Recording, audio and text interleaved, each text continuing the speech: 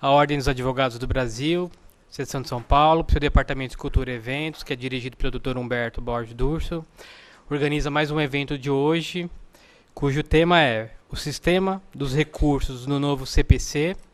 Aos colegas que não me conhecem, meu nome é Wagner Cavalcante dos Santos, eu participo aqui de algumas comissões, Tribunal de Ética, Comissão de Fiscalização, Comissão de Segurança Pública, e hoje tive o feliz convite de presidir os trabalhos, cujo palestrante, Dr. Luciano Tadeu Telli, já se encontra aqui à minha direita. O doutor é nosso colega, advogado, é mestre, especialista em Direito Processual Civil e professor dos cursos de pós-graduação em Direito Processual Civil da PUC de São Paulo. É membro consultivo da Comissão do Acadêmico de Direito e da Comissão de Logística e Infraestrutura da UAB. Professor convidado dos cursos de pós-graduação da ESA, autor de artigos e obras jurídicas. Luciana, quero, em nome do Departamento de Cultura e Eventos, agradecer a sua presença. É bom que colegas venham contribuir, né, em vários temas, em especial, né, sobre a nova sistemática do CPC, que a gente tem notado que, felizmente, os colegas vêm a essa casa para buscar, né, e para compartilhar conhecimento. Esta casa tem feito eventos diários, palestras diárias sobre esse assunto, congressos, entre outros assuntos. Eu quero, então, mais uma vez agradecer a sua presença e já passar a palavra para a exposição. Eu inicio os trabalhos dessa noite novamente indagando aos eminentes colegas. Será que precisamos de um novo código? E aí, no campo dos recursos, né, e nós somos advogados e também temos a felicidade de exercer a docência, nós temos contatos com pessoas que não têm formação jurídica. E essas pessoas que não têm formação jurídica, médicos, engenheiros, administradores, contabilistas, enfim, profissionais de outras áreas, têm uma visão muito equivocada a respeito de recursos, de advogados e de morosidade do Poder Judiciário.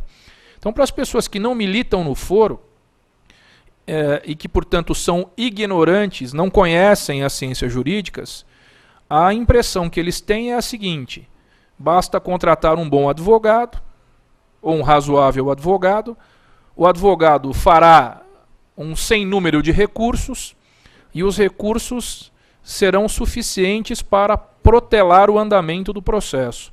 E com isto eu que sou devedor, que tenho consciência de que não cumpri uma determinada obrigação, ganho tempo e com isto gero uma frustração no meu adversário para possibilitar lá na frente que eu obtenha uma vantagem. Quero dizer aos colegas que esta é uma visão absolutamente equivocada e realmente só poderia partir de pessoas ignorantes, pessoas que não conhecem direito, que não conhecem processo e que não sabem como nós, advogados, nos comportamos diariamente. Eu lecionei durante muitos anos nos cursos de pós-graduação da FMU, de graduação da FMU, e também trabalhei na coordenação lá até o ano passado, e eu brincava com os meus colegas da magistratura e também com os meus alunos, e fazia apostas com eles, dizendo o seguinte: olha, vamos apostar o que vocês quiserem. Segunda-feira compareçam ao fórum, não às 9, às 11 horas. Vocês não vão achar nenhum juiz no fórum. Nenhum. Então, a culpa pela morosidade da prestação jurisdicional não é dos advogados. Primeiro, porque os nossos prazos são extremamente exíguos. Na atual sistemática, se nós estivermos litigando com outros colegas num litisconsórcio, o nosso prazo maior no processo será de 30 dias para fazer um recurso, ou de 10 dias para declaratórios, 30 para contestação, ao passo que os juízes não têm prazo. Todos os prazos para os juízes são prazos impróprios. Ou seja, a lei assinala um prazo, o juiz não cumpre e não acontece absolutamente nada. Então a culpa não é nossa. A culpa também não é dos recursos. Primeiro porque os recursos, eles contam com previsão constitucional. O artigo 5º, no seu inciso 35, quando trata dos chamados direitos e garantias fundamentais e também cuida das chamadas cláusulas pétreas, ele estabelece lá no artigo 5º, no seu inciso 35, o direito constitucional de ação. E os recursos nada mais são do que um prolongamento, do que uma extensão do direito de ação. Então, portanto, é um direito legítimo, constitucionalmente consagrado e que se revela como uma cláusula pétrea. Então, não é possível retirar da Constituição o direito de ação e, por conseguinte, é absolutamente inviável, sob pena de quebra da hegemonia do sistema constitucional, que se retire o direito ao exercício sublime liminar do recurso. Então, recursos devem ser encarados como um direito constitucional, e exercer um direito constitucional não deveria causar nenhum tipo de prejuízo, como às vezes acaba causando. Terceira questão que eu coloco é que, infelizmente, nós nos deparamos, enquanto advogados, e até mesmo os desembargadores nos tribunais, com uma qualidade muito baixa das decisões de primeiro grau de jurisdição. Então, falta comprometimento, falta estrutura, às vezes falta conhecimento de processo mesmo. Tem juízes que não conhecem processo, tem juízes que não conhecem direito material.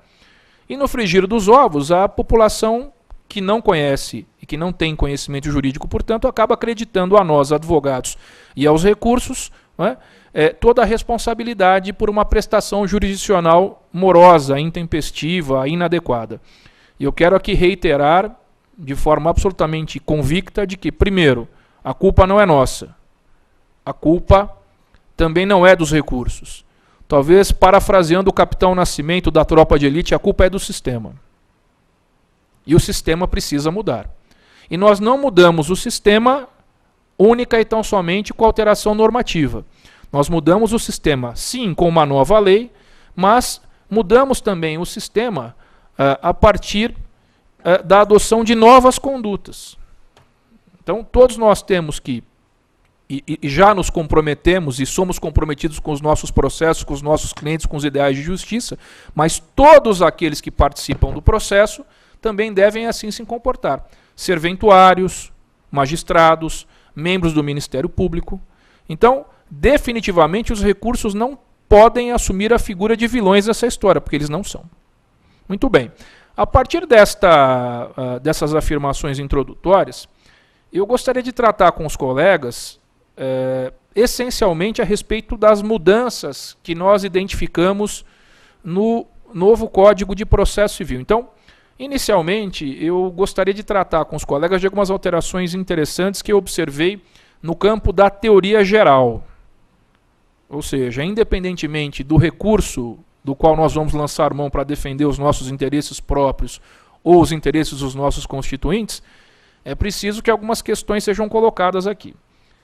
A primeira delas diz respeito ao fato de que o novo Código de Processo Civil ele excluiu da sistemática recursal duas figuras que, a meu ver, são extremamente importantes.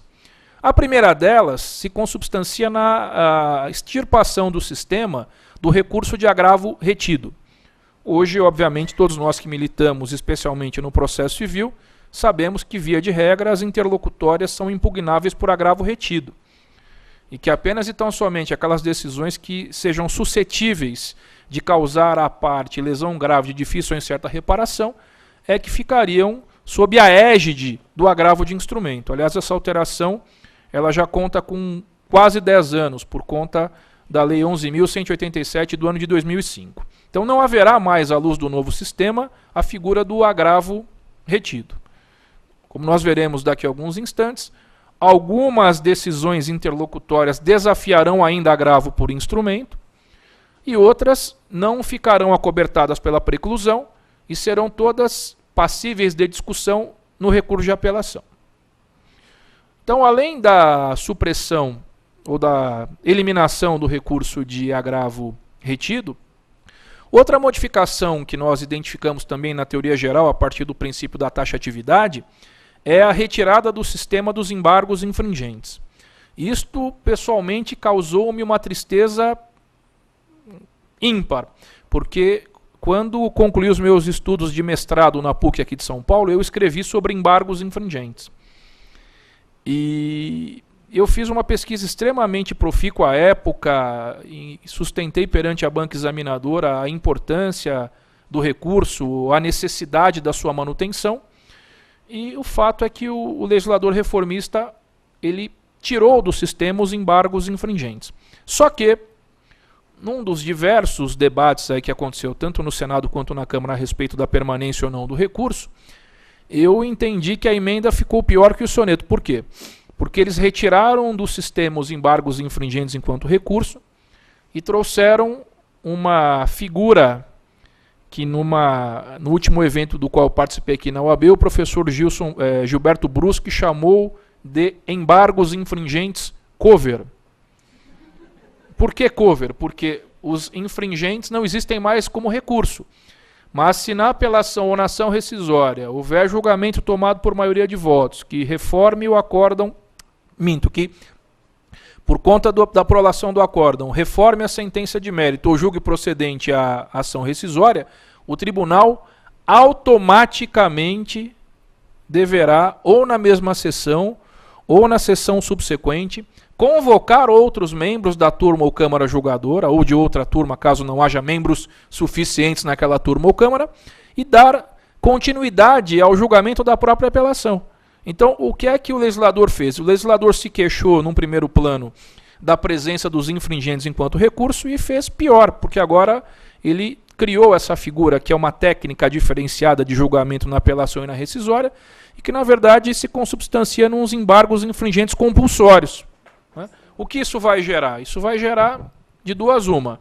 Nos tribunais ou nas câmaras, onde os desembargadores ou juízes estiverem um pouco mais afinados e em prol de um término de julgamento mais expedito, em detrimento talvez da justiça da decisão, resolverem engolir as suas opiniões próprias e votarem com um colegiado, não haverá essa técnica de julgamento.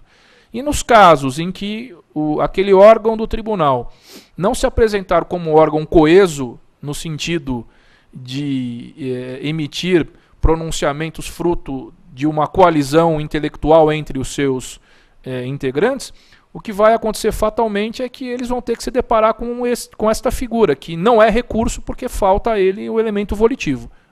Então, a meu ver, teria sido mais interessante que o legislador tivesse preservado os embargos infringentes, talvez melhorando um pouco mais aí os seus aspectos procedimentais, mas a retirada, os senhores verão na prática, será catastrófica. Outro ponto também que eu queria tratar com vocês, além da supressão de recursos aí na teoria geral, diz respeito aos prazos. E aqui eu não vou conseguir me conter, eu vou ter que dizer algumas palavras a respeito do ministro Luiz Fux. Não obstante a sua inquestionável competência, ele que foi o presidente da comissão de juristas responsável pela elaboração do anteprojeto, mas o ministro Luiz Fux, poucos dias antes da aprovação do projeto que se transformou no novo Código de Processo Civil, ele publicou uma entrevista no portal jurídico chamado Conjur, onde ele dizia que o atual CPC é inconstitucional, porque ele violaria o princípio da duração razoável do processo. E aí, subliminarmente, ele ameaçava os nossos queridos parlamentares, dizendo que se não houvesse aprovação do projeto, o Supremo poderia declarar inconstitucional o atual CPC.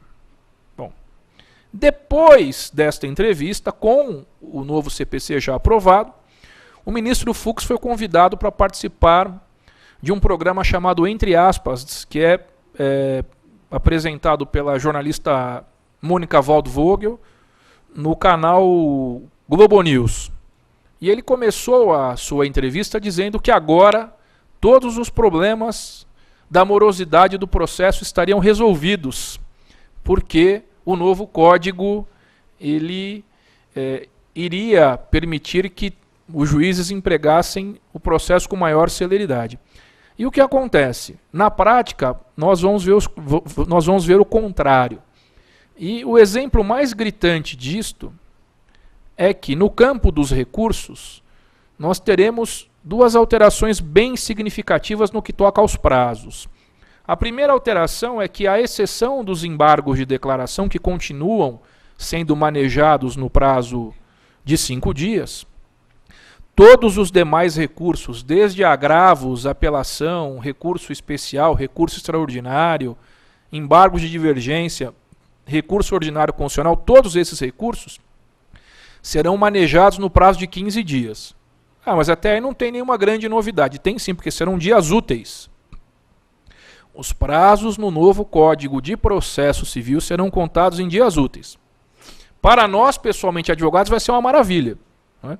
Recentemente eu estive com o professor Cássio Scarpinella Bueno lá na PUC, na aula de inauguração dos nossos cursos desse semestre, e disse, olha, este ano será o último domingo de Páscoa que eu vou fazer prazo, porque no ano seguinte eu posso comer os ovos de chocolate com a minha filha sem nenhum problema, porque não haverá contagem do prazo aos finais de semana nem aos feriados. Então eu pergunto aos senhores, como é que a gente vai poder falar em celeridade se os prazos serão contados em dias úteis? A depender do mês, com alguns feriados, os 15 dias vão poder se transformar em 20, 25, 30, 35. Né? Enfim, então, esta celeridade tão defendida pelo ministro Luiz Fux, a bem da verdade, é propaganda enganosa, porque essa celeridade não vai acontecer. Então, portanto, nós temos a unificação dos prazos para 15 dias, à exceção dos embargos de declaração, e os prazos sendo contados em dias úteis. A terceira questão que eu quero colocar para vocês, ainda no que diz respeito à teoria geral dos recursos, refere-se ao local da interposição dos recursos. Porque hoje, aqui em São Paulo, nós temos a possibilidade, não no caso do processo eletrônico, e no caso do processo eletrônico nós protocolizamos os nossos prazos dos nossos próprios escritórios, ou da praia, ou do bar, ou da igreja, ou de qualquer lugar, a depender do nosso próprio interesse. Desde que nós tenhamos uma boa conexão e estejamos munidos do nosso certificado digital. Acontece que a informatização do processo e a aplicação efetiva do processo eletrônico não é uma realidade de todas as comarcas do estado de São Paulo e também não é uma realidade em comarcas de outros estados. Eu esses dias fui contratado para advogar nos embargos do devedor numa execução fiscal em Amparo, que é uma cidade relativamente próxima da capital, e lá o PJ ainda não foi implantado. Então, o que é que o novo CPC traz de diferente nessa questão da prática dos atos processuais recursais? Ele permite que o agravo de instrumento, por exemplo, que hoje obrigatoriamente tem que ser protocolizado na sede do tribunal, ou fisicamente, ou por meio do envio de uma correspondência com aviso de recebimento, seja protocolizado na própria comarca por onde tramita o processo a partir do qual surgiu a decisão agravada. E aí, novamente, eu pergunto aos eminentes colegas, como é que fica a celeridade? Vamos imaginar que eu esteja na comarca de Araçatuba, para dar um exemplo bem interessante, que fica a uns 500 km mais ou menos da capital. Então eu protocolizo o agravo lá em Araçatuba. Quanto tempo esse agravo vai demorar para chegar aqui em São Paulo? Professor, se ele pegar um avião da Gol, ele vai sair de Araçatuba, aí para em Campinas, vai para Belo Horizonte, aí volta para o Rio, come uma barra de cereal, vai para Brasília e chega aqui em 30 dias. Então, esta eventual facilitação talvez não seja muito interessante no que diz respeito à celeridade. O mesmo vai acontecer, embora não seja esse o nosso tema de hoje, com relação às exceções de incompetência relativa. Hoje, nós todos sabemos que as exceções são apresentadas perante o juízo onde foi proposta a demanda, e quem escolhe a competência é o autor, embora haja regras específicas. Pela letra do novo código, se eu entender que o juízo de Araraquara, por exemplo, não é competente para conhecer, processar e julgar uma determinada questão, e que o juízo de São Paulo, numa das suas 40 varas cíveis, aliás, 43 varas cíveis do Foro Central, o que vai acontecer? Eu não preciso ir até Araraquara, eu protocolizo a petição aqui. Instruo a petição com todos os documentos aqui. E aí vai caber ao juiz aqui de São Paulo mandar esse incidente lá para Araraquara. E eu pergunto aos senhores, mas e a questão da audiência? Porque o primeiro ato do processo de conhecimento à luz do novo código é a convocação do réu para comparecer na audiência. Então como é que fica essa audiência? Ela fica prejudicada, ela se realiza, fica sobrestado até que se discuta quem tem competência? Isso não está claro ainda. E pelo que eu tenho observado, há diversas opiniões diametralmente opostas a respeito do tema. Então, essa nova regra, a gente vai ver isso com um pouco mais de calma no agravo de instrumento, permite que nós protocolizemos as nossas petições físicas no juízo por onde tramita a demanda, onde surgiu a adesão interlocutória que se quer impugnar. Mas o fato é que isso não necessariamente vai implicar numa celeridade. Agora, um outro ponto interessante, que eu anoto na teoria geral, e depois a gente vai falar também sobre isso quando analisarmos os recursos que exigem preparo, diz respeito a esta questão do pagamento da taxa judiciária e das despesas de remessa e retorno. A primeira questão que durante muito tempo fez parte da chamada jurisprudência defensiva do STJ, dizia respeito à questão da chamada insuficiência do preparo. Eu me lembro de ter feito uma sustentação oral no TJ há muitos anos atrás, aliás, foi uma das minhas primeiras, onde o escritório que eu trabalhava havia sucumbido, aliás, o cliente representado pelo escritório no qual eu trabalhava à época, havia sucumbido numa ação de prestação de contas e nós fizemos um recurso de apelação, modéstia à parte, muito bem feito. Não fui eu quem fez o recurso, foi um eminente colega. Recurso muito bom, muito bem feito, a chance de provimento praticamente totais. Ele fez sustentação oral, praticamente 10 advogados da banca foram à sustentação oral, porque era um caso muito importante, envolvia uma quantia bastante considerável. O cliente foi, o relator elogiou a sustentação oral que eu fiz, o revisor a mesma coisa, o terceiro juiz também, só que eles não conheceram do recurso de apelação porque havia uma diferença no preparo de 12 centavos. Então os senhores imaginem a felicidade do cliente, a minha frustração depois de ter sido elogiado, né, porque via de regra nas nossas sustentações orais, ou os desembargadores estão no Facebook, né, ou eles estão dormindo, ou eles estão fazendo outra coisa que não seja prestar atenção nas nossas sustentações. Mas naquele dia eu acho que Deus quis me prestigiar e me testar, né? E até então eu não sou e não era cardíaco. Eu fiquei muito feliz com os elogios, mas quando veio quando veio o voto do não conhecimento, se cardíaco eu fosse, eu teria um infarto. Nós fomos até o STJ, conseguimos reverter essa situação e hoje nós sabemos que o 511, lá num dos seus parágrafos, ele estabelece uma regra um pouco mais justa. Se houver uma insuficiência do preparo, não é? E por insuficiência entenda-se uma diferença pequena, não é? Entre a taxa judiciária e as despesas de remessa e retorno e aquilo que foi pago, e não, olha, eu recolhi R$1.000, teria que recolher 20 mil, então o senhor me dá prazo para eu recolher os 19 mil. Não é isso. Acho que a intentio legis não é essa e não foi essa. Mas hoje eu posso complementar em 5 dias as despesas de preparo e com isso eu evito a deserção. Nesse aspecto, o novo código ele traz uma situação muito interessante. Primeiro que ele preserva a regra do complemento das despesas na hipótese de insuficiência, mas ele vai além, porque ele estabelece uma regra que, se for mal utilizada, também vai gerar uma certa morosidade, mas vai gerar também um prejuízo financeiro para o recorrente. Por quê? Porque hoje, pela sistemática do código, a complementação é possível, mas se não houver um mínimo de pagamento de preparo no ato da interposição do recurso, ele fatalmente não será conhecido por deserção. O que o novo código traz de interessante é o seguinte: além da complementação, se eventualmente eu não recolher no ato da interposição do recurso a taxa judiciária e as despesas de remessa e retorno quando exigíveis por lei, o desembargador ele não declarará ou não decretará deserção direto. Ele vai abrir prazo para que o recorrente recolha as despesas de preparo em dobro. Então ele vai estabelecer um prazo de 5 dias. Olha, escuta, eu compulsei os autos, não achei aqui as guias de preparo, estou dando a você, recorrente, o prazo de 5 dias para que você pague a taxa judiciária e as despesas de remessa e retorno em dobro. Se você pagar, não tem deserção. Então, obviamente, a depender das circunstâncias, vai ser bastante interessante. E é uma forma, talvez, de impedir que o recurso não seja conhecido por conta, né, do sujeito não dispor ali, nem de poucos centavos, mas não dispor realmente, às vezes, do valor total da taxa judiciária e das despesas de remessa e retorno. Isso é uma inovação bastante interessante.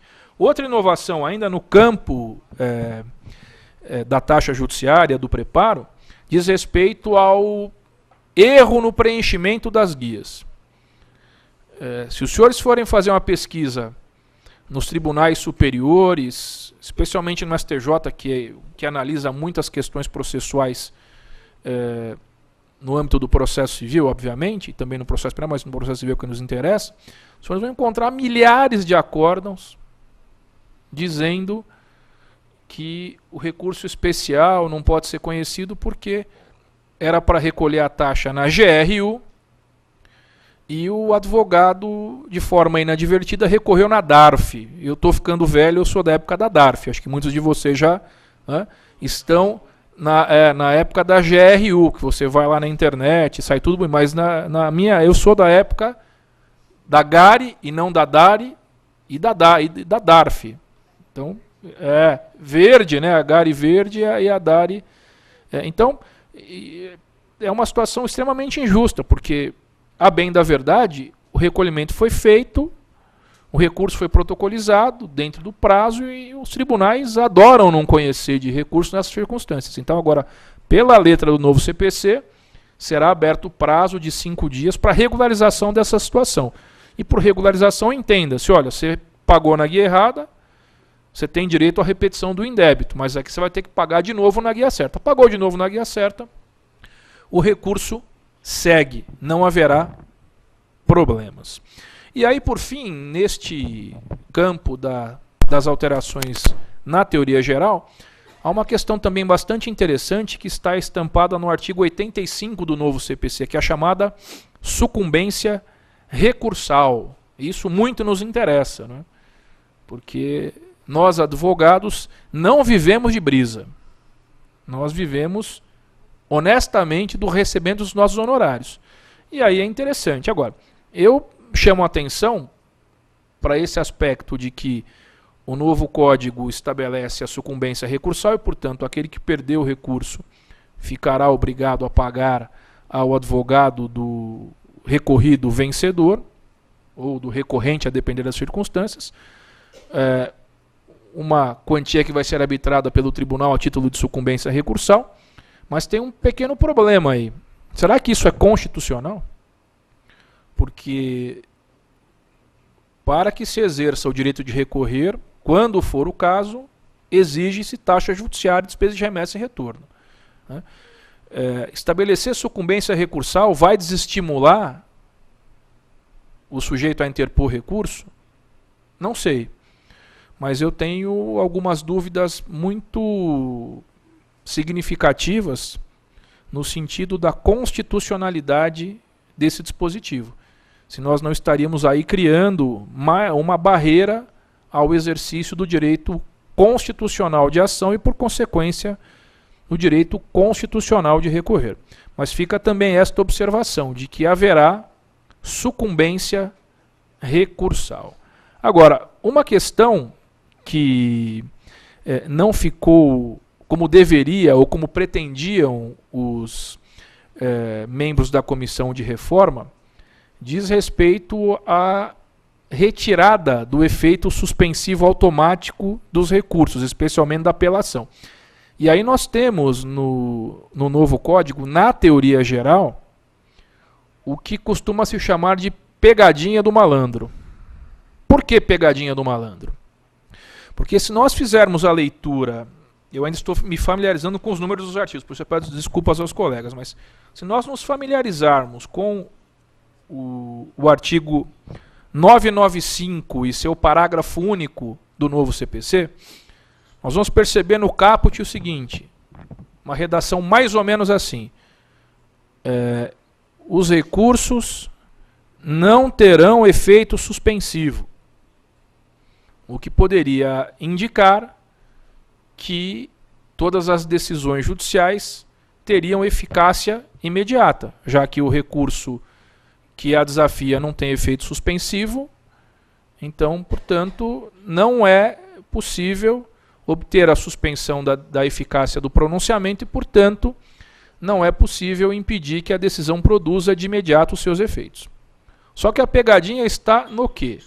Primeiro, no fato de que o parágrafo único diz, olha, em que pese o caput estabelecer que não tem efeito suspensivo, o relator poderá emprestar efeito suspensivo ao recurso quando? E aí há requisitos cuja presença é cumulativa. Primeiro, a questão relacionada ao risco de lesão grave, de difícil ou incerta reparação, aos interesses do recorrente, caso a decisão recorrida produza de imediato os seus efeitos. Então, o primeiro requisito é esse. Se a decisão potencialmente causar ao recorrente lesão grave de difícil ou incerta reparação, o efeito suspensivo pode ser concedido. Só que, além deste requisito, o parágrafo único do 995 estabelece outro, que é a probabilidade do recurso ser provido. Então, esses conceitos, né, risco de dano grave, de difícil ou incerta reparação, probabilidade do recurso ser provido, são conceitos vagos e devem ser encarados num primeiro momento à luz da teoria da asserção, ou seja, se em status assertionis o recorrente diz que a decisão vai lhe causar prejuízo, que há uma certa probabilidade do recurso ser provido, e o relator minimamente conseguir identificar ali nos autos daquele processo que, de fato, o recorrente pode ter razão, o que ele fará? Muito provavelmente ele dará efeito suspensivo. Então, esta ideia que também foi tão decantada especialmente pelo ministro Luiz Fux, não tenho nada contra ele, diga-se de passagem, acho um bom ministro, um sujeito altamente qualificado intelectualmente, mas esta questão de que os recursos não terão mais efeito suspensivo, esqueçam. Esqueçam porque é possível que ao recurso empreste-se efeito suspensivo e alguns recursos terão efeito suspensivo automático por expressa disposição de lei, como por exemplo a apelação. A apelação terá efeito suspensivo automático, o que significa dizer que o novo código não traz na seara dos recursos de apelação nenhuma alteração nesse aspecto. Hoje nós temos a apelação como regra sendo recebida no duplo efeito. Nós teremos, à luz do novo código, o apelo continuando a ser recebido no duplo efeito. Eu observei que um colega queria fazer uma pergunta, mas pelo que me foi colocado pela presidência dos trabalhos, durante a exposição não será possível, até por uma questão de gravação das imagens, fazer as perguntas. Então, eu, ao final, fico à disposição para os colegas para receber as indagações, as críticas, as sugestões. Não se preocupem que haverá espaço para isso, até porque estamos numa casa democrática, né?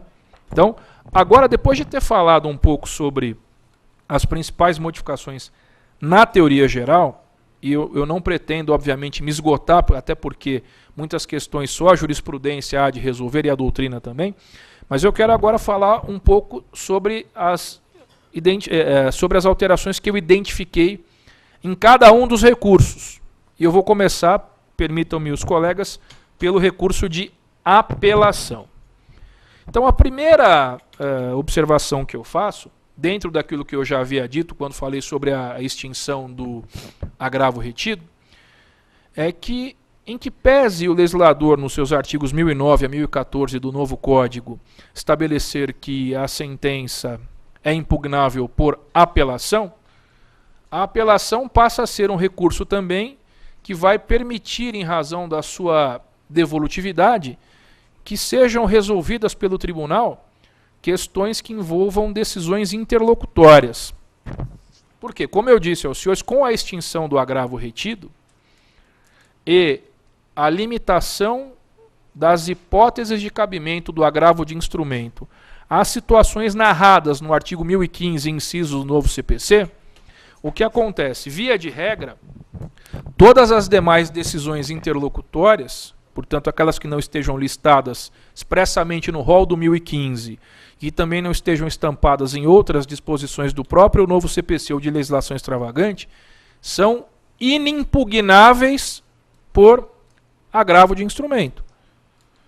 São inimpugnáveis por agravo retido porque não existe mais esse recurso. O que fazer então? A fórmula que o sistema projetado e aprovado encontrou foi a seguinte: as decisões interlocutórias estamparão matérias que não estarão sujeitos à preclusão. Ok. Então, as interlocutórias não precluem. E aí o que acontece?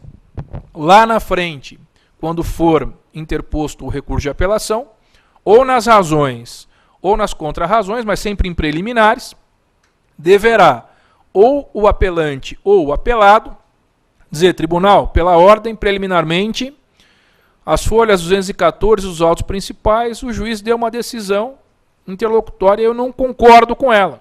Como ela não precluiu, eu gostaria que Vossas Excelências, por ocasião do julgamento do apelo preliminarmente, julguem essa matéria. Então, portanto, a apelação vai se prestar para julgar não só a matéria estampada na sentença, como também para resolver essas questões encartadas em decisões interlocutórias que não estão sujeitas à preclusão. Então, houve uma opção muito clara do legislador do novo CPC de consagrar o princípio da irrecorribilidade em separado de grande parte das decisões interlocutórias. Então, não dá mais para agravar das decisões interlocutórias, salvo naqueles casos do 1015.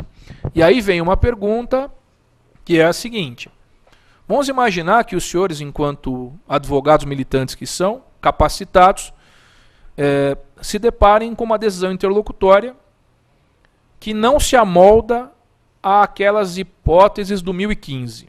E os senhores leem o 1015 do CPC, mas essa situação não se enquadra aqui. A decisão que o juiz proferiu contra a qual os senhores querem se insurgir não se amolda àquelas hipóteses estampadas no 1015. E aí? Bom, aí os senhores vão dizer para o cliente: olha, fica tranquilo que essa questão não preclui. Então nós vamos poder discuti-la, ou melhor, nós vamos poder rediscuti-la na apelação. Tudo bem, só que a situação é emergencial. É uma situação que não está prevista expressamente pelo sistema, portanto, ela não desafia agravo de instrumento, e, por outro lado, ela só poderia ser ventilada na apelação em preliminar, ou de razões ou de contrarrazões. E aí, o que nós fazemos? Aí, isto vai dar margem àquilo que todas as reformas querem evitar, que é a proliferação de recursos nos tribunais. Tudo bem, então não haverá mais agravo de instrumento, fora das hipóteses que o legislador entendeu, na visão dele, que seriam hipóteses que realmente renderiam agravo de instrumento. Só que isto vai nos impedir de nos insurgirmos contra essa decisão? Não. O que vai acontecer? Há duas correntes aí que estão sendo alvo de discussão. Uma primeira corrente sustenta que, ao artigo 1015 e seus incisos do novo CPC, deve-se emprestar uma interpretação extensiva. Ou seja, além daquelas situações previstas expressamente, seria possível enquadrar outras. É uma corrente. Eu, particularmente falando, entendo que o legislador estabeleceu um rol taxativo no 1015, não dando margem para agravo de instrumento em outras situações que não sejam as do próprio 1015 e outras que nós vamos encontrar no próprio texto do novo CPC. Aí vem uma segunda corrente com a qual particularmente eu concordo, que é o seguinte: não tem recurso provido de efeito suspensivo capaz de impugnar aquela decisão, mandado de segurança. Então o que vai acontecer? Nós teremos aí o ressurgimento do mandado de segurança contra ato judicial. Então, mais uma vez, olha, problema da morosidade do judiciário são os recursos. Vamos acabar com eles. Infelizmente, esqueceram de acabar com o mandado de segurança. O que vai acontecer? Fatalmente haverá, caso prevaleça o entendimento de que o rol do 1015 é taxativo, uma chuva de mandados de segurança contra atos judiciais, porque independentemente do legislador ter previsto ou não expressamente uma ou outra situação como impugnável por recurso, é fato que o cidadão, o jurisdicionado, não pode se deparar com uma lesão de direito e não poder fazer absolutamente nada. Então, se não há um recurso enquanto ferramenta hábil a tutelar os seus interesses, fatalmente haverá um mandado de segurança. Então, o tempo dirá quem tem razão, mas a princípio, eu creio que o mandado de segurança servirá para remediar essas situações que não estejam amparadas pelo 1015 do novo CPC. Outra observação importante aqui no campo da apelação, e que por via de consequência acaba também inviabilizando a situação que ensejaria e que enseja na atual conjuntura o agravo de instrumento, é que a apelação no novo sistema ela não mais estará sujeita ao juízo bifásico de admissibilidade. Hoje o que acontece? Quando nós, advogados, apresentamos um recurso de apelação, o juiz recebe ou não o apelo. Se recebe, declara os efeitos nos quais o apelo é recebido e deflagra o contraditório, determinando, portanto, que o apelado apresente a sua resposta e, se for o caso, também se insurja contra a decisão através de recurso adesivo. Obviamente, o adesivo não se interpõe de forma aleatória. Exige-se que haja sucumbência recíproca e o cabimento só vai ocorrer no caso de apelação, hoje, não é? Especial, extraordinário e infringentes. Na sistemática nova, como não há mais infringentes, então, portanto, só na apelação, no recurso especial e também no recurso extraordinário. Muito bem, com a vinda das contrarrazões, com ou sem recurso adesivo, o legislador atual permite que o juiz refaça o juízo de admissibilidade. Eu já me deparei várias vezes, e até brincava nas aulas de graduação, com o seguinte: nós ensinamos lá nas primeiras aulas da teoria geral que a jurisdição é indelegável, não é? Então, o juiz não pode terceirizar a jurisdição. Eu já vi vários casos, especialmente em comarcas do interior e em alguns foros regionais aqui de São Paulo, onde o juiz profere a seguinte decisão: certifique a serventia a respeito da tempestividade do recurso. Ponto. Em caso positivo, recebo. Espera um pouco. Esse ato, ainda que seja formalmente, não é? Que a gente sabe que às vezes o juiz delega na prática, mas formalmente, quem tem que receber ou não o recurso enquanto ato de natureza jurisdicional é o magistrado, ele é o condutor do processo. Ele não pode delegar para o serventuário, em que pese nós saibamos que os serventuários são zelosos, com todas as dificuldades que enfrentam. Mas o fato é que na atual conjuntura é preciso que o juízo faça, no âmbito monocrático, de primeiro grau de jurisdição, o juízo prévio de admissibilidade. E se o juiz negar seguimento à apelação, cabe agravo de instrumento. Agora não mais. Agora o que vai acontecer? Agora, não havendo juízo bifásico, o juízo prolator da sentença será um mero instrutor, ali, um mero organizador do tempo. Por quê?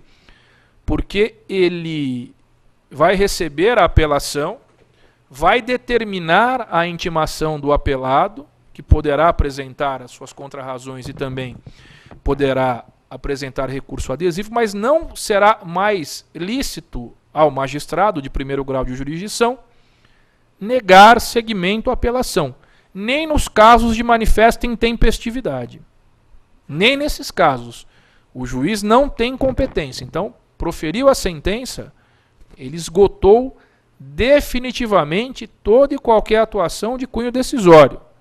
Ele não pode, pela letra da lei, que vai produzir efeitos a partir do ano que vem, exercer este controle de admissibilidade. E o mesmo valerá para os recursos especial e extraordinário.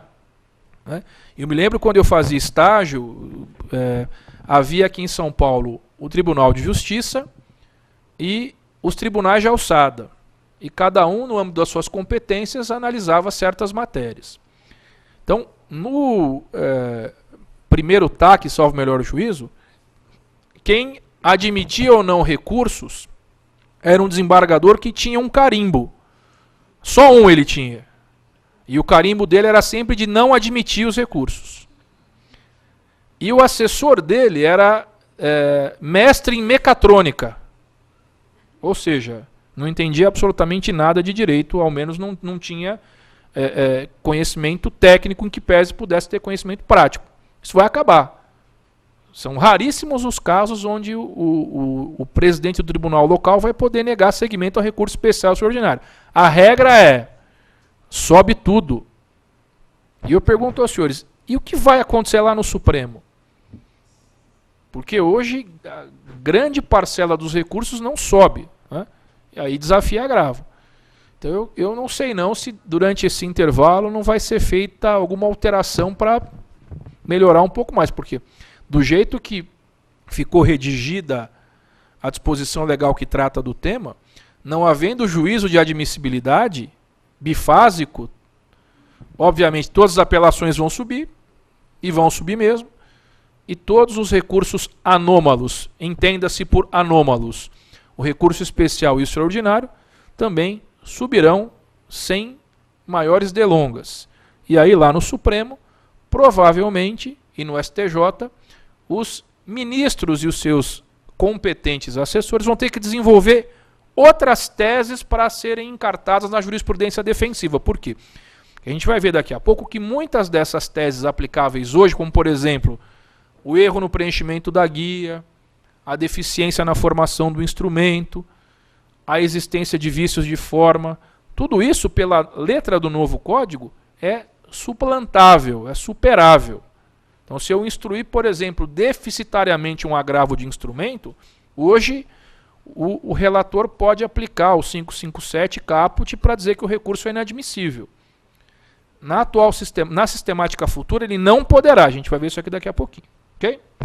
Bom, outro ponto importante, eu já havia adiantado, manutenção do efeito suspensivo automático como regra e o efeito devolutivo permitindo o cumprimento provisório da sentença apenas e tão somente nos casos previstos expressamente na lei. Não houve modificações de peso nesse aspecto. Havia, como eu disse lá atrás, quando o projeto começou a ser discutido, uma orientação muito firme no sentido de que a apelação não se deveria emprestar efeito suspensivo.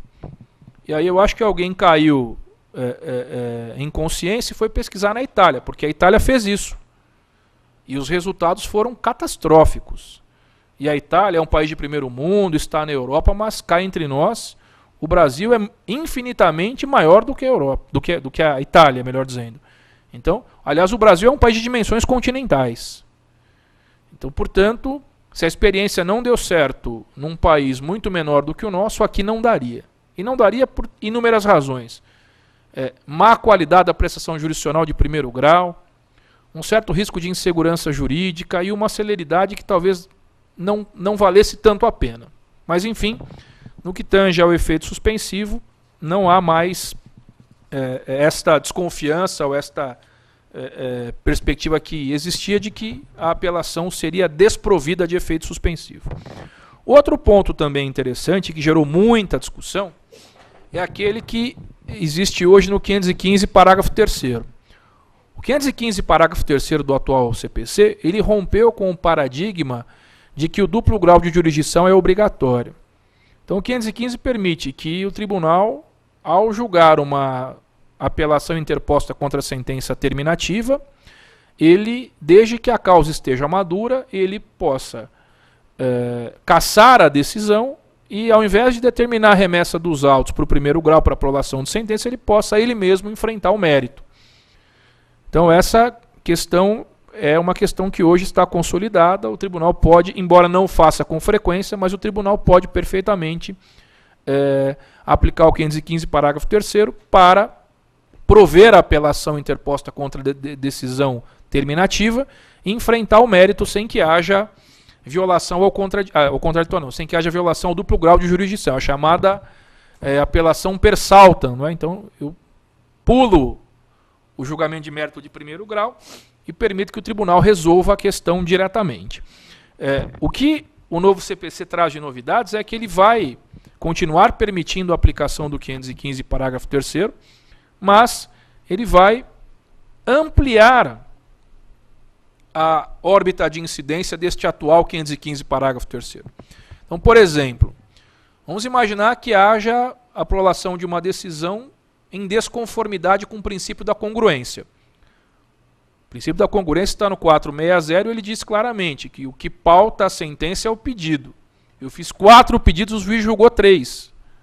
Então, a princípio, pela sistemática em vigor, eu apelo, alegando a omissão, o tribunal vai dizer, olha, eu não posso julgar o mérito, então anulo a sentença, volta para o primeiro grau para o juiz analisar os 3 pedidos já analisados, mais o 4º que ele não analisou.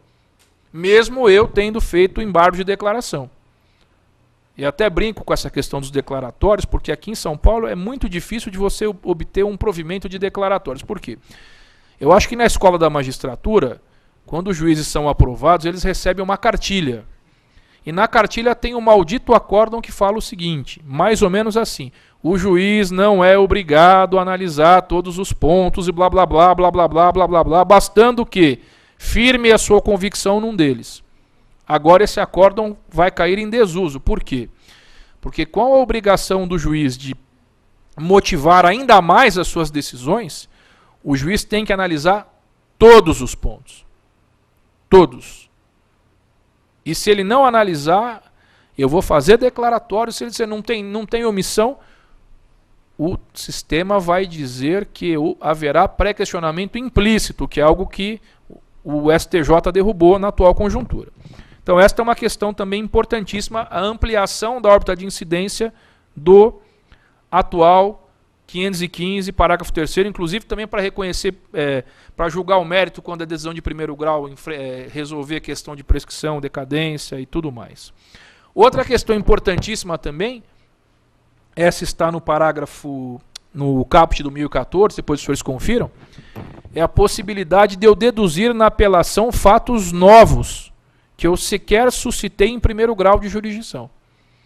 Isso também é uma situação que vai ampliar sobremaneira o efeito devolutivo da apelação. Mas há uma possibilidade. Eu não sei se isso aqui vai funcionar muito bem na prática, né? Porque o que é fato novo? Fato novo é aquele que já existia na época, então se já existia na época ele não é novo, ele é velho. Só que eu não tinha condições de deduzi-lo naquele momento. Esse é o conceito que a doutrina tem hoje sobre fato novo. Eu vou poder deduzir todas as matérias que eu suscitei em primeiro grau, analisadas ou não, e também fatos novos desde que eu prove que a época em que propus a demanda, ou durante os seus estágios em primeiro grau de jurisdição, eu não consegui suscitar a matéria. Então, objetivamente, na apelação, meus queridos, eu consegui identificar essas modificações. Acho que, na essência, essa questão da devolutividade é bastante interessante, e a aplicação também de um juízo único de admissibilidade pelo relator vai diminuir, vai extinguir, obviamente, os agravos interpostos contra decisões que negam seguimento à apelação. Agora, partindo para o segundo recurso, nós temos aí o agravo de instrumento, que no novo CPC está nos artigos 1015 a 1020. E aí, as alterações no agravo são muitas.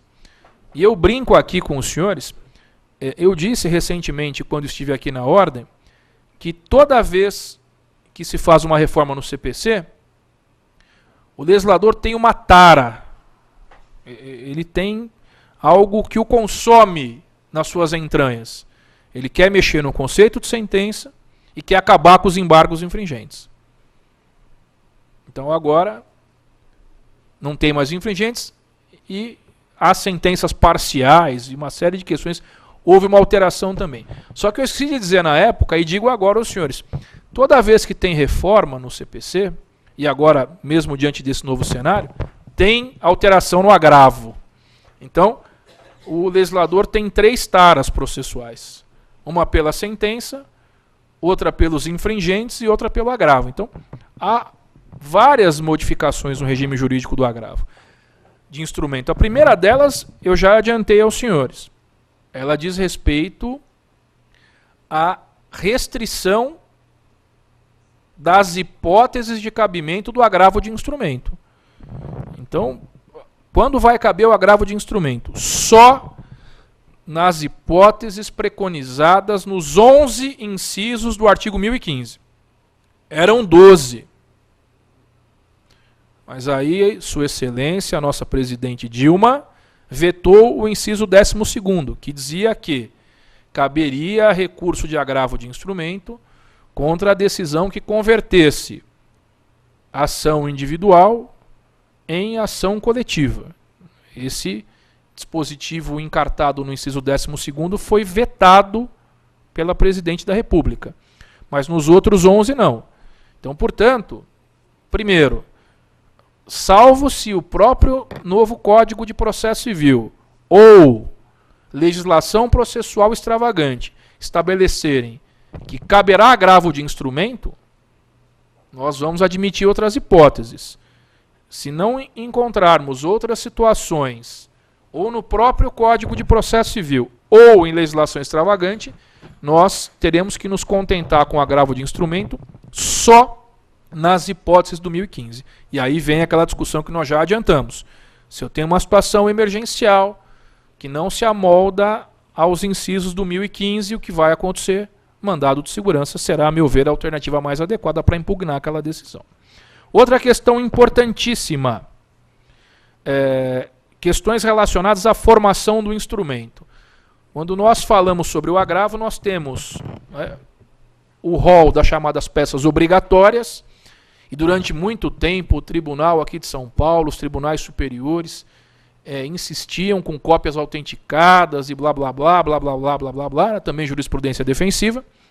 Mas o fato é que hoje nós temos essencialmente 3 peças obrigatórias. Primeiro, obviamente, a decisão impugnada, o tribunal precisa saber contra o que eu estou me insurgindo. Segundo, certidão de intimação, que é para que o tribunal possa aferir a tempestividade do recurso.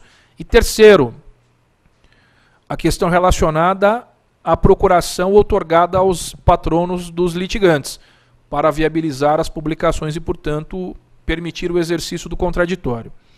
Na sistemática nova, este leque de peças obrigatórias será ampliado. Então, continuo tendo a obrigatoriedade de apresentar as procurações quando houver no processo. Segundo, continuo sendo obrigado a juntar aos autos a certidão de intimação, obviamente para que possa ser constatada a tempestividade. Terceiro, obviamente a decisão impugnada. Só que agora eu preciso de mais um pouco ainda. O legislador vai exigir, e exige a partir da vigência do novo Código. Primeiro, que eu instrua como providência, como peça obrigatória, cópias da petição inicial, da contestação e da petição que ensejou a decisão interlocutória contra a qual eu estou me insurgindo. Então eu tenho mais 3 outras peças que o legislador diz que são obrigatórias. Ok? Então, além das 3 atuais, mais 3. Só que ao mesmo tempo que o legislador exige que eu instrua o meu recurso com mais peças dos autos principais, além das facultativas, que essas eu junto aquilo que eu entender que seja pertinente, há uma disposição muito interessante no artigo 932, parágrafo único. Fala o seguinte: hoje, via de regra, se o agravo está instruído deficitariamente, o que acontece, doutores? Faltou juntar a procuração. Faltou juntar a certidão de intimação. Então, o relator, muito contrariado, extremamente triste, contrariado, praticamente em depressão, ele aplica o 557 caput. Ele nega seguimento singular e liminarmente ao agravo, dizendo que ele está instruído de forma deficitária. Muito bem. Agora, pelo parágrafo único do artigo 932, isso vai acabar. Por quê? Se houver instrução deficitária, se faltar qualquer uma dessas peças, ou até mesmo todas essas peças, por qualquer circunstância, o relator não poderá negar seguimento ou inadmitir o recurso. Ele deverá dar ao agravante um prazo de 5 dias para que ele possa regularizar este recurso instruído deficitariamente. Então, só depois do decurso do prazo de 5 dias e sem que tenha havido o atendimento da determinação para que o instrumento seja regularizado, é que a partir daí haverá a possibilidade do magistrado negar seguimento a este agravo. Eu acho que isso aqui é uma inovação, porque às vezes por qualquer circunstância o advogado delegou para o estagiário se equivocou, ou o advogado corintiano, amanhã quinta-feira, Guarani ganhando de novo, ele ficou abalado emocionalmente, não é? Esqueceu de juntar uma peça. Mas nós não podemos nos olvidar de que processo é meio. Processo não guarda um fim em si mesmo. Se não tiver direito material, não adianta existir processo. Então eu acho que essa mudança aqui é bastante positiva. E ela vale para outros recursos que exijam também a formação de instrumento. Uma outra questão que ficou é a comunicação da interposição do recurso, que hoje está formalizada e normatizada no artigo 526. E o 526, durante muito tempo se discutiu se ele era obrigatório ou não, e hoje ele é obrigatório, não só porque o STJ já havia dito que era obrigatório, mas também porque o próprio sistema diz que ele deve ser cumprido de forma mandatória. Mas é importante observar que o 526, na sua atual redação e na redação futura, que é praticamente a mesma, ele tem a sua importância. Por quê? Porque ao agravo, embora isso seja muito raro, mas o juiz pode emprestar efeito regressivo. Ou seja, é possível que o juiz se retrate, que ele tenha visto que se equivocou. Isso acontece com muita frequência. Toda semana lá no meu escritório, 20 a 30 agravos que eu faço, 30 deles praticamente os juízes se retratam. Né? Mas há uma disposição legal que pode ser aplicada. Dificilmente os juízes se retratam, mas eles podem se louvar desse dispositivo legal para se retratar. Tudo bem. Outra disposição interessantíssima é que hoje o relator, dentro dos seus poderes instrutórios, né, ele pode requisitar informações ao juiz prolator da decisão. E outro dia eu vi um ofício extremamente interessante. Eu interpus um agravo por instrumento, consegui eliminar e o relator no tribunal pediu informações ao juiz. O juiz respondeu assim: eminente desembargador, a propósito do ofício em epígrafe, sirvo-me do presente para encaminhar no anexo cópia da decisão agravada. No mais, permaneço à disposição para os esclarecimentos que fizerem necessários, aproveitando para renovar os protestos de time de consideração. Cordialmente, juiz de fulano de tal.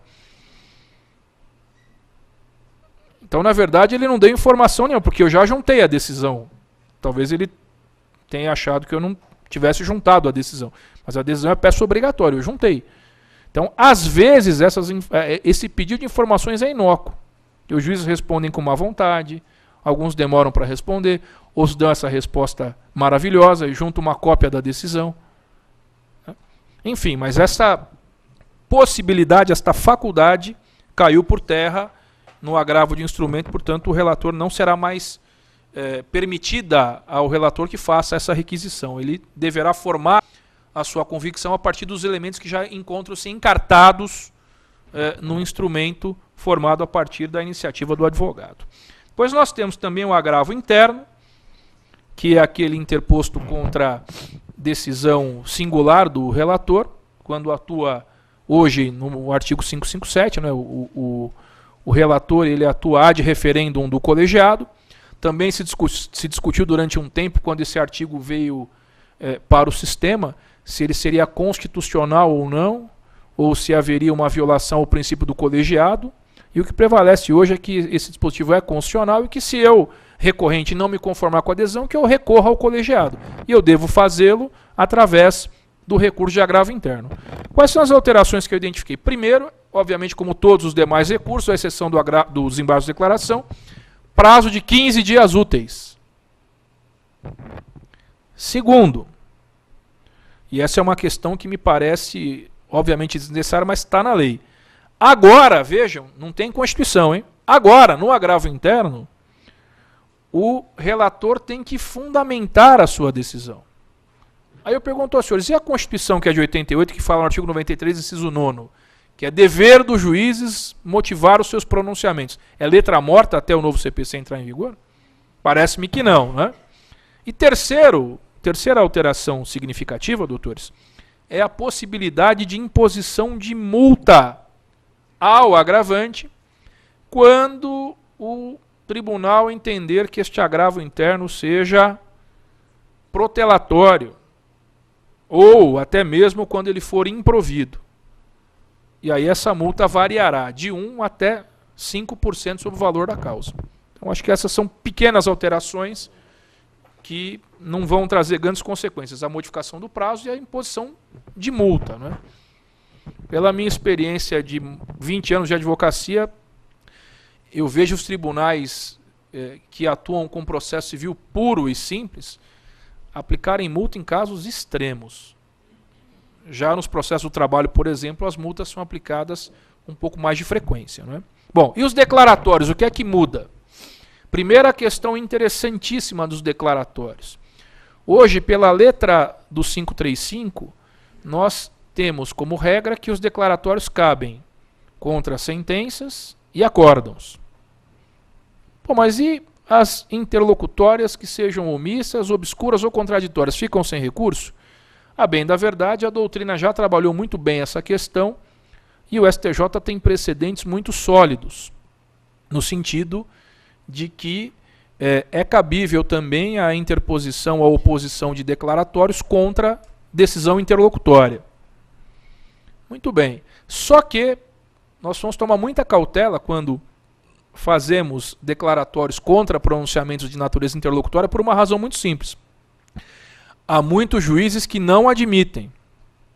Aí o que acontece? Você embarga, ele rejeita os embargos, né? E rejeita por inadmissibilidade, e aí você agrava da decisão. Especialmente nas câmaras de direito público aqui do TJ de São Paulo, tem desembargadores que entendem, a meu ver, de forma completamente equivocada, que não sendo a partir de uma interpretação literal do 535 cabíveis declaratórios contra a decisão interlocutória, que a sua oposição seria erro grosseiro. Então, isto teria o condão de não interromper o prazo para a interposição de outros recursos. Aí, o que eles fazem?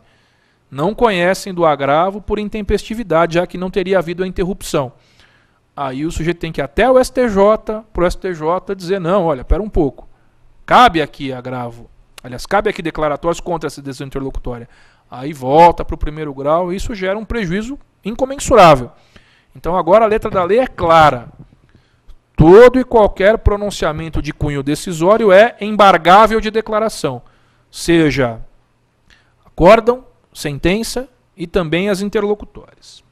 Outro ponto importante nos declaratórios é que fica preservado e mantido, portanto, o prazo de 5 dias para sua interposição. O único recurso que não está sujeito a 15 dias úteis de prazo para sua interposição é o recurso de embargos de declaração. As hipóteses de cabimento continuam sendo as mesmas: omissão, obscuridade e contradição. E aqui o que o artigo 229 do novo CPC estabelece, o artigo 229, ele diz algumas situações que podem render omissão, como por exemplo a falta de fundamentação, como por exemplo a não manifestação explícita sobre uma das teses encartadas pelo embargante na sua petição inicial ou na sua petição que ensejou o recurso, dentre outras. Outro ponto importante, que às vezes nos causa até um pouco de arrepio na atual conjuntura, né, é que os declaratórios eles não são vocacionados à modificação da decisão. Eles não têm efeito infringente. Os declaratórios servem para aclarar a decisão, para complementá-la. Eles têm eficácia integrativa. Aliás, essa é a ratio essendi do Instituto. Só que não raras vezes, do provimento dos declaratórios pode resultar a modificação da decisão embargada. Então, nesses casos, fatalmente haverá a modificação. E hoje o que acontece? Hoje a doutrina recomenda que, se o juiz antever a possibilidade de emprestar um colorido de modificação aos declaratórios, ele deve intimar a parte contrária para que ela se manifeste sobre os embargos. Mas isso é uma orientação doutrinária, que obviamente não precisa ser seguida pelo magistrado, não tem eficácia coercitiva. Pela sistemática do novo CPC, o juiz vai ser obrigado a deflagrar o contraditório. Então, novamente, nós teremos aí de um lado 5 dias úteis para opor os declaratórios e 5 dias úteis para respondê-los. Outra questão importante também no campo dos declaratórios é a possibilidade de julgamento singular deste recurso no tribunal. Então vamos imaginar que o relator aplique o 557 e dê provimento ao apelo, mas esqueceu-se de analisar um certo ponto. E o embargo, hoje ele não tem competência para julgar os declaratórios sozinho, ele tem que levá-los à mesa. Na sistemática do novo CPC, ele poderá julgar esses declaratórios isoladamente. Talvez isso possa implicar numa celeridade, mas também talvez possa haver, e a meu ver talvez isso acontecerá em alguns casos, a manutenção pura e simples do pronunciamento embargado, sem a possibilidade dos demais membros da turma ou Câmara Julgadora observarem a questão. Outro ponto importantíssimo é a aplicação do princípio da conversão dos declaratórios em agravo interno. Quem tem processo no Supremo Tribunal Federal sabe que os ministros adoram fazer isso. Você embarga de uma decisão monocrática e, obviamente, o prazo dos declaratórios é o mesmo do agravo interno, mas as matérias são distintas, não é? Então, o relator converte, hoje já, o ministro converte os declaratórios em agravo interno e nega provimento ao agravo interno via de regra. Agora ele não vai precisar se acanhar, não, porque a própria norma permitirá que ele assim o faça. Outra questão que eu achei muito interessante é a consagração também explícita do princípio da complementariedade. O que é esse princípio que os senhores conhecem desde longa data? Eu, advogado prudente, fui intimado de uma sentença que me é desfavorável. Hoje, eu saio daqui, vou para casa, pago as guias de preparo pela internet, tomo um Red Bull, ganho asas e faço durante a madrugada toda a apelação. E amanhã de manhã, após o café, eu faço o protocolo por meio eletrônico. Estou dentro do prazo? Sim. Só que houve alteração da decisão por meio dos declaratórios. Então agora o sistema permite de forma explícita que, se os declaratórios forem providos e deste provimento resultar alteração substancial da sentença ou do acórdão, e eu já tiver recorrido daquela decisão originariamente proferida, o que vai acontecer? O juiz será obrigado a determinar que eu seja intimado para complementar, se assim eu desejar, o meu recurso já feito. Esse é o primeiro ponto. O segundo, que eu acho que é o mais interessante, é o seguinte, e os senhores já devem ter visto, isto na prática é algo extremamente injusto. Publicação de acórdão em julgamento de apelação, o adversário opõe embargos de declaração e eu faço o meu recurso especial no prazo. Os declaratórios interrompem a fluência do prazo para outros recursos por qualquer das partes, certo? Muito bem. O tribunal conheceu, mas improveu os declaratórios, e eu já tinha feito o meu especial lá atrás. Qual é a jurisprudência que prevalecia até instantes atrás no STJ e o Supremo flexibilizou isso aí recentemente? Intempestivo por falta de ratificação. Como é que você vai explicar isso para o cliente? Mas o senhor não fez o recurso no prazo, doutor? Se o senhor fez no prazo, como é que ele é intempestivo? Isso realmente é mais um capítulo da chamada jurisprudência defensiva. Vamos encontrar algum argumento aí para não conhecer desse recurso. Agora não. Agora essa situação, se eventualmente eu fizer o meu recurso especial ou o meu extraordinário, ou até mesmo a minha apelação, se fosse o caso, esqueçam, mesmo que eu tiver interposto antes do julgamento dos declaratórios, o ato processual será ato processual jurídico perfeito. Produzirá os seus efeitos. Então, portanto, aqui eu acho que há uma inovação bastante positiva. Por quê? Porque isto corrige, não é? E vai no sentido de impedir que este capítulo da jurisprudência defensiva dos tribunais superiores continue a produzir injustiças. Porque, afinal de contas, a mim me parece que isto é uma flagrante, uma notória injustiça. E, infelizmente, eu já vi isso acontecer muitas vezes na prática. Particularmente, eu tive um processo onde, no final de ano, no último dia do prazo, eu fiz uns declaratórios com uma única razão, e eu me penitencio por isso. O meu cliente viajou e eu não consegui falar com ninguém para pedir o dinheiro para fazer o recurso especial. E eu também estava fora. Então eu mandei de onde eu estava uns declaratórios e falei para o pessoal, vai lá e faz o protocolo. Nitidamente os declaratórios tinham um caráter protelatório. Eu tenho que confessar isso aos senhores e me penitenciar. Só que o que aconteceu? Os meus colegas também, no último dia dos meus declaratórios e no quinto dia deles, eles protocolizaram um recurso especial. E eles tinham uma certa razão no que diz respeito, porque o acórdão tinha problemas. O que aconteceu? Recurso não conhecido, não admitido por intempestividade. Por quê? Publicou-se o acórdão dos declaratórios, eles não ratificaram. Então agora acabou essa sacanagem. Isso aqui para mim é uma grande sacanagem. É preciso tomar cuidado. Outra questão importantíssima também é com relação ao pré-questionamento, né? Que também é uma forma de inviabilizar o acesso do jurisdicionado aos tribunais superiores. Há uma grande confusão que se faz aqui no Brasil, no sentido de alguns acharem que os tribunais superiores constituem instâncias ordinárias recursais. Não são. STJ e Supremo Tribunal Federal são instâncias recursais extraordinárias, anômalas. Então não existem 3 graus de jurisdição.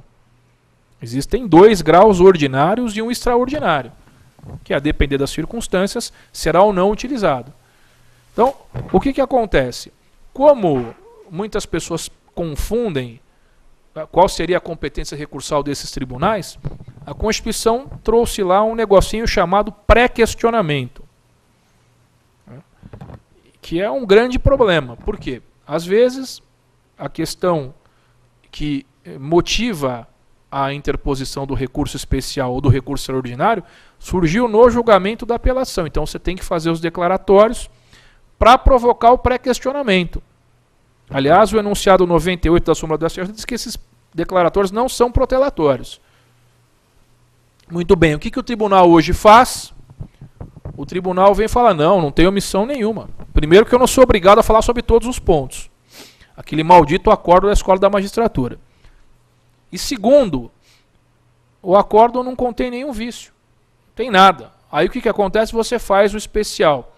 O que o tribunal, o STJ fala? Não, a matéria não está pré-questionada, não consta do acórdão. Aí ele não conhece do especial por falta de pré-questionamento. O que vai fazer o novo CPC? Ele vai trazer novamente aí para o sistema, agora de forma explícita, melhor dizendo, a figura do pré-questionamento implícito. O que é isso? Se eu embargar de declaração, provocar o tribunal e o tribunal não falar nada, a matéria está pré-questionada. Porque se eu embargar 200 vezes, o tribunal vai dizer 200 vezes que não é obrigado a falar sobre todos os pontos. Então, o sistema vai presumir que o pré-questionamento aconteceu. E dentro dessa perspectiva, há também uma outra questão, há 2 questões interessantíssimas sobre os declaratórios. A primeira delas é que, obviamente, não há hoje limitação quanto aos declaratórios. Então, eu posso fazer tantos declaratórios quanto eu entender que sejam pertinentes. Então, eu posso fazer declaratórios de declaratórios de declaratórios de declaratórios. Não há limitação. Só que há multa se os declaratórios forem reputados como meramente protelatórios ou, enfim, infundados. O que o novo CPC faz com os declaratórios dessa envergadura? Primeiro, continua a imposição de multa com parâmetros um pouco mais módicos. E segundo, ele limita a 2 possibilidades de interposição de embargos protelatórios. Ou seja, fiz os primeiros embargos protelatórios, o tribunal rejeita. Fiz os segundos, o tribunal rejeita. Não tem mais a terceira chance. Então eu só posso fazer... Na verdade, eu não poderia, como advogado responsável, fazer nenhum recurso de embargo de declaração protelatória.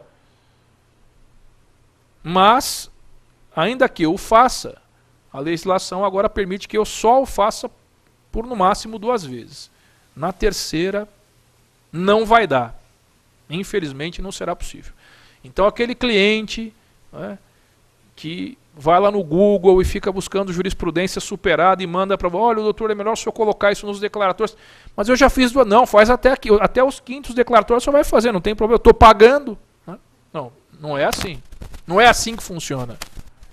E agora a gente tem até um alibi para dizer, olha, não dá para fazer, porque além da multa tem a questão relacionada à limitação do número de declaratórios protelatórios. E por fim, no que tange aos embargos de declaração, uma questão também muito interessante, que diz respeito ao efeito suspensivo dos embargos de declaração. Essa questão é muito interessante pelo seguinte: Se os senhores forem pegar a maioria absoluta dos manuais de processo, os senhores vão encontrar o seguinte: os embargos de declaração têm efeito suspensivo automático. Isso é recorrente. Eu tive a cautela de analisar várias obras consagradas, quase todo mundo fala isso. Opôs os declaratórios, não tem problema, automaticamente fica suspensa a eficácia da decisão embargada. Tudo bem. Mas aí vem uma questão interessante. Vejam, a jurisprudência do STJ admite declaratórios contra interlocutória, certo, doutores? E o novo sistema também assim o admitirá. Então, os senhores recebem lá nos seus escritórios uma liminar. Olha, a operadora do plano de saúde tem 48 horas para emitir uma guia para que o sujeito faça um procedimento cirúrgico de índole cardíaca. Ele precisa colocar um stent, senão ele morre. A multa diária é de R$100 mil, porque senão o plano não vai cumprir. Muito bem. Se nós entendermos que os declaratórios têm efeito suspensivo automático, os senhores, como advogados do plano que não quer cumprir essa liminar, e aliás, o plano de saúde até deseja o mal desse paciente, porque ele está dando muita despesa. Os senhores poderiam embargar de declaração contra essa decisão interlocutória que deferiu a liminar, doutores? Sim ou não? Sim. Mas e a questão do efeito suspensivo automático? Se nós entendermos que os declaratórios têm efeito suspensivo automático, nenhuma liminar será execuível de plano. Porque basta que nós façamos os declaratórios, eles teriam efeito suspensivo automático e, portanto, a eficácia imediata da decisão estaria suspensa, de modo que os senhores poderiam ganhar mais alguns dias, alguns meses, mas se for em Santo Amaro, alguns anos, a depender das circunstâncias. Né? Então, obviamente, a doutrina mais responsável sustenta com ressalvas essa ideia. Os declaratórios têm esse efeito suspensivo automático, especialmente no que tange as interlocutórias concessivas de liminar. E o sistema agora, o novo sistema vem fazendo, olha, é o seguinte, declaratórios não têm efeito suspensivo. Não tem. Então, se eu embargar de declaração contra uma liminar, a liminar continua produzindo seus efeitos. Entretanto, o juiz ou o tribunal poderão excepcionalmente dar efeito suspensivo aos declaratórios, desde que haja aqueles requisitos que eu falei instantes atrás. Primeiro, risco de dano, né, de natureza grave, de difícil ou incerta reparação, caso haja manutenção da decisão embargada, e mais, desde que também seja muito provável que os declaratórios sejam acolhidos. Mas, de regra, embargo de declaração não tem efeito suspensivo. Então, essencialmente, essas são as modificações mais significativas a respeito dos declaratórios. No campo do recurso ordinário, ou do chamado recurso ordinário constitucional, confesso aos senhores que eu gosto desse recurso, já tive a oportunidade de estudá-lo em inúmeras ocasiões, de falar sobre ele em inúmeras ocasiões, e a maior alteração, a mais significativa foi a seguinte: na redação imposta ao artigo 1027, caput, e no seu inciso 2º, letra B, a alteração de maior monta é a seguinte: onde se lê hoje causas entre estados soberanos, causas, está lá no artigo 539 hoje do CPC. O novo fala processos entre estados. E aí eu pergunto aos senhores, causa e processo no âmbito processual são expressões sinônimas. Então, não querendo cansá-los, não mudou nada no recurso ordinário constitucional. Essa é a ideia. No campo dos recursos especial e extraordinário, houve algumas modificações muito interessantes. A primeira delas diz respeito à eliminação do duplo juízo de admissibilidade. Então aquele nosso amigo expert em mecatrônica, que pegava o carimbo do presidente para dizer, olha, eu não quero nem ler esse recurso, ele é inadmissível e pronto, ele vai ficar sem função, ele vai ter que mudar de função, porque essa função ele não fará mais. Não há mais juízo bifásico de admissibilidade. Via de regra, chegou o recurso especial, chegou o recurso extraordinário, se for físico é só botar no avião e mandar para Brasília. E se for eletrônico é só apertar o Enter. E automaticamente o recurso seguirá para o seu destino no Tribunal Superior. Segunda modificação também bastante interessante é exatamente aquela ideia de que o novo Código de Processo Civil ele procura, dentro do possível, aproveitar ao máximo o processo. Ou seja, evitando que nulidades possam comprometer a estrutura já formada, evitando, por exemplo, que o preenchimento equivocado de uma guia ou a formação deficitária de um determinado instrumento possam implicar no não conhecimento do recurso. Então, os tribunais superiores poderão, ao contrário do que estão acostumados a fazer, ao invés de eles aplicarem a jurisprudência defensiva, eles poderão e deverão, no campo desses recursos especial e extraordinário, dentro do possível, ignorar alguns vícios de forma, né? Eliminando, por exemplo, questões relacionadas a preenchimento falho de guias, recolhimento parcial da taxa judiciária, dentre outras circunstâncias. Isso aqui é bastante positivo. Agora eu só não sei como é que os nossos queridos ministros vão ver isso aqui. Eu já ouvi pela boca pequena, eu tenho alguns amigos que militam no Supremo Tribunal Federal, que já está correndo aí no mercado paralelo, não é? No black, como as pessoas gostam de dizer, uma proposta de emenda aqui ao Código de Processo para dizer que essa questão tem que ser revista, se vai passar ou não, né? Agora, um ponto muito interessante que eu achei, que eu queria discutir com os senhores, é o seguinte.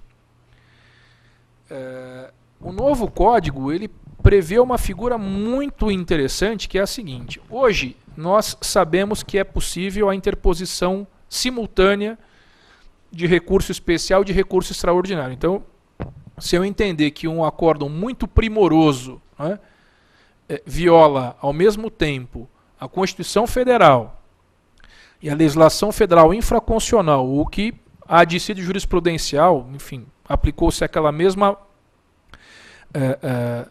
disposição legal de forma distinta da qual outro tribunal acabou por entender, você poderia interpor ao mesmo tempo o recurso especial e o extraordinário. Aí o que acontece? O especial tem prioridade, então primeiro a questão vai para o STJ, é processada, depois, se ainda existir um mínimo interesse recursal, aí o recurso vai ser encaminhado para o Supremo. E existe o procedimento ping-pong, né, que os senhores conhecem.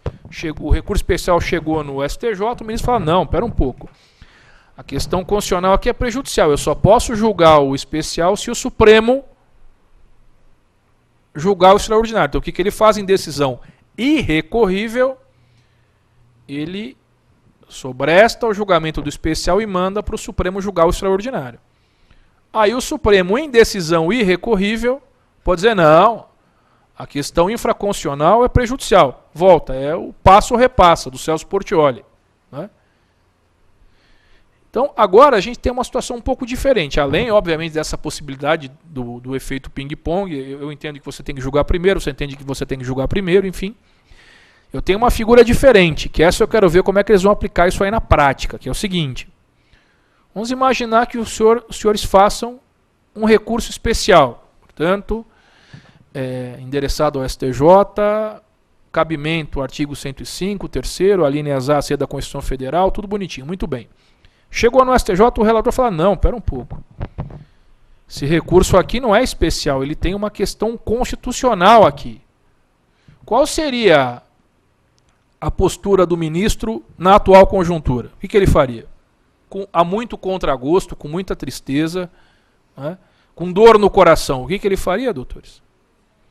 Não admitiria o recurso, porque, veja, questões constitucionais transbordam os limites cognitivos do recurso especial. Então, ele não conheceria do recurso por falta de pertinência temática. Esse tema aqui, que o senhor quer discutir em especial, só se discute em extraordinário.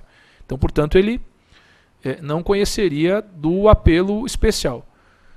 O novo CPC traz uma situação muito interessante, que é a possibilidade do ministro converter o recurso especial em recurso extraordinário. Então, ele entende, por convicções próprias, em decisão irrecorrível, que aquilo não é um recurso especial, que aquilo é um recurso especial, mas, na verdade, aliás, que é um recurso extraordinário travestido de recurso especial. É um transgênero recursal. Então, ele converte. E a mesma regra valerá para o Supremo Tribunal Federal. Se o ministro relator no Supremo deparar-se com recurso extraordinário, na forma, mas cujo conteúdo envolve questão infraconstitucional, que transborda aos limites da competência do Supremo Tribunal Federal, ele fará o mesmo. Ele determinará, converterá, aliás, o recurso extraordinário em recurso especial e ordenará em decisão irrecorrível a remessa dos autos ao STJ, para que o STJ, portanto, julgue a matéria. Depois há diversas disposições legais, doutores, sobre repercussão geral, com aprimoramento, e aí no sentido de estabelecer um número maior de barreiras para que o recurso possa ser interposto, e muito incisivamente diversas disposições tratando de recursos repetitivos.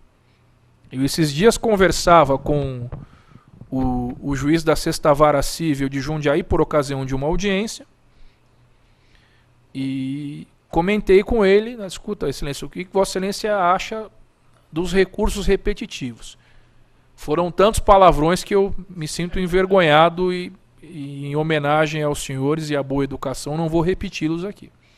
Mas há diversas disposições falando sobre a importância, né, do incidente de demandas repetitivas, do julgamento de recursos repetitivos, da consolidação de teses em recursos repetitivos, e isto tem dois lados, talvez um lado positivo e um lado negativo. Qual é o lado positivo?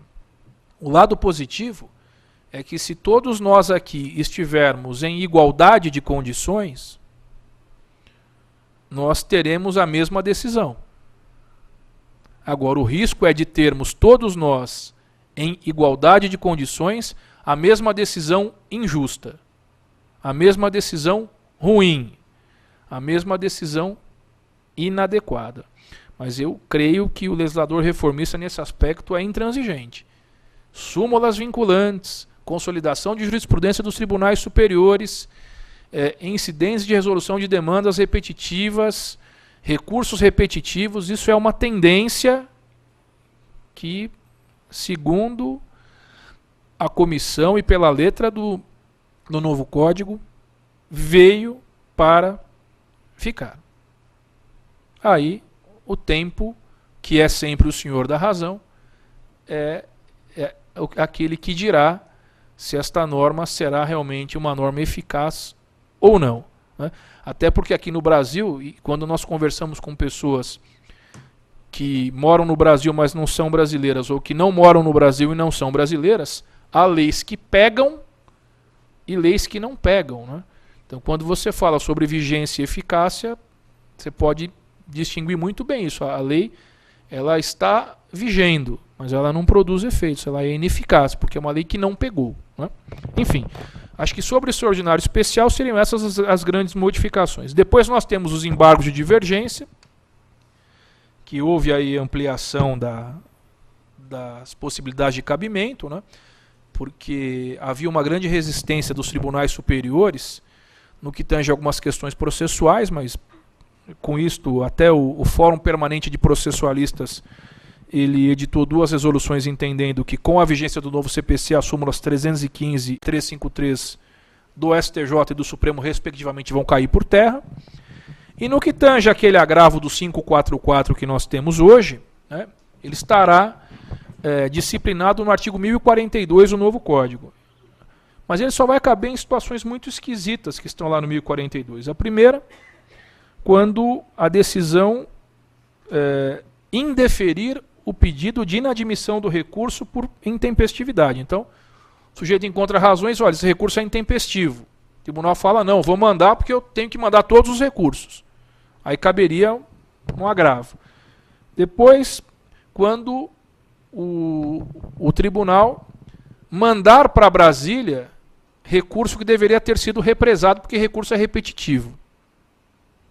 Terceiro, decisão que não admitiu recurso extraordinário, quando não houver repercussão geral para aquela questão, ou seja, o Tribunal de São Paulo quer mandar o recurso para Brasília e eu recuo, não vai mandar não pelo seguinte, essa questão não tem repercussão geral, não oferece repercussão geral. Então, vai acontecer uma situação totalmente oposta do que acontece hoje, né? Porque hoje, quando é que eu faço agravo contra a decisão do presidente dos tribunais locais na seara ou no âmbito dos recursos especiais extraordinários? Quando o tribunal nega seguimento. Aliás, doutrinariamente, não é? O recurso é agravo de instrumento contra a decisão negatória de seguimento a recurso especial extraordinário. Esse recurso aqui vai ser o contrário, porque ele vai ser interposto contra a decisão que admitiu o recurso. E aí vai ser no prazo de 15 dias, nos próprios autos, sem formação de instrumento, sem pagamento de custas, mas, obviamente, numa situação um pouco diferente. Enfim, meus caros, eu não quero cansá-los nesta noite fria, não é? Muito tensa para os meus queridos amigos corintianos, mas, mais uma vez, eu trago aí, para terminarmos essas nossas observações, aquela pergunta: será que precisamos realmente de um novo código?